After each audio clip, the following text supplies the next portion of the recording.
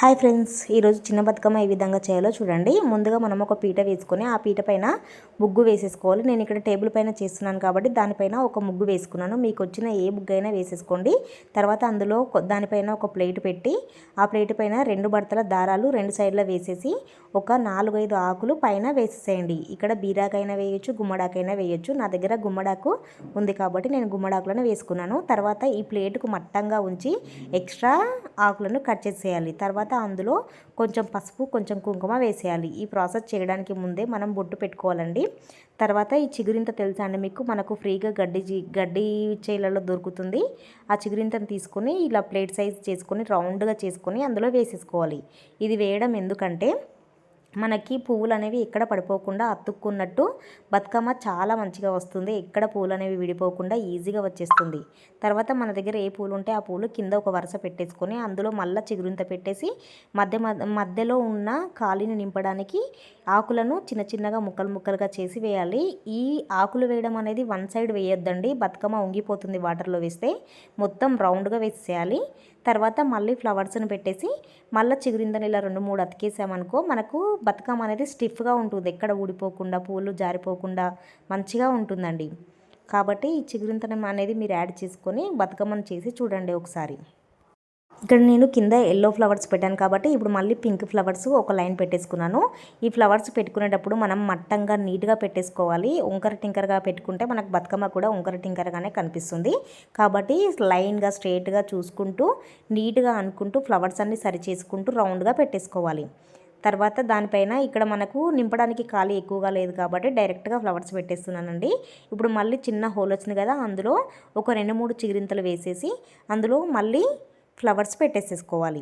ఇక్కడ చిగురింత వేయడం వల్ల మనకి ఈ చిన్న చిన్న పువ్వులైనా వాటిలో ఉండి పడిపోకుండా అలాగే స్టిఫ్గా ఉంటాయండి. కాబట్టి ఎలాంటి బతుకమ్మ చేయరాని వాళ్ళు కూడా, చిన్న పిల్లలు కూడా చేసే విధంగా ఈ విధంగా మీరు ఒకసారి బతుకమ్మ చేసి చూడండి. ఈ విధంగా బతుకమ్మ చేస్తే చేయరాని వాళ్ళు కూడా చేసేస్తారు. అండ్ బతుకమ్మ వంగిపోకుండా వాటర్లో స్ట్రైట్గా వెళ్తుంది. మీరు నీట్గా రౌండ్గా చేసుకోవాలి. మనం బతుకమ్మ ఎప్పుడైనా స్ట్రైట్గా పొడవుగా చేస్తే వాటర్లో వేసిన తర్వాత అది మొత్తం సైడ్కి వంగిపోతుంది. అలా వంగిపోవడం చాలా మంచిది కాదు. కాబట్టి మనం ఇలా వెడల్పుగా నీట్గా చేసుకోవాలండి. అప్పుడే బతుకమ్మ మనకు కరెక్ట్గా వస్తుంది. తర్వాత ఎండింగ్లో దీనిపైన పసుపు కుంకుమ వేయాలి. పసుపు కుంకుమ వేసేసి మిగిలిన దారాలు కట్టేసేసి ఆ దారాలను ఏమైనా మిగిలితే ఆ ఎక్స్ట్రాలు కట్ చేసేసి పక్కకు వేసేయాలి. నా దగ్గర కొనుక్కొచ్చిన పువ్వులు అవైలబుల్గా లేవు కాబట్టి నేను ఫ్రీగా వచ్చిన పువ్వులను మాత్రమే ఇక్కడ పెట్టాను. మీరు ఎలాంటి పువ్వులున్నా మీ దగ్గర అలాంటి పూలతో కలర్స్ సెట్ అయ్యేలా బాగా నీట్గా కనిపించేలా మీరు కూడా ఒకసారి బతుకమ్మ ట్రై చేసి చూడండి. మాకు పువ్వులు కొనుక్కరావడం వీలు కాలేదు కాబట్టి నేను ఈ విధంగా ఉన్న పువ్వులతోనే బతుకమ్మని చేసేసానండి. ఎందుకంటే చిన్న బతుకమ్మనే కదా, ఎక్కడో హౌజుల్లో ఇంకా లేదంటే చేలలో వదిలేస్తారు కాబట్టి నార్మల్గా చేసేసాను. మీకు ప్రాసెస్ తెలియడానికి మాత్రమే ఈ బతుకమ్మను ఎలా చేయాలో చూపించానండి. ఒకవేళ తెలిసినట్టయితే మీకు ఇంకే విధంగా నైనా తెలిస్తే మీరు కామెంట్ చేయండి.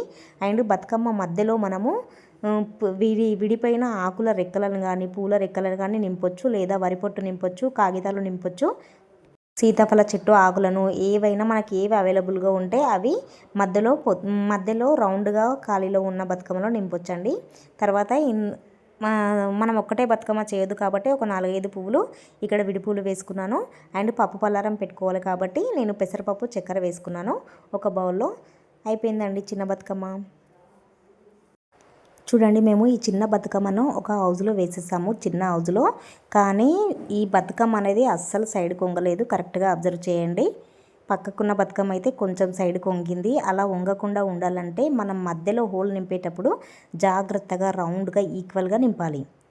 మీరు కూడా ఒకసారి ట్రై చేయండి.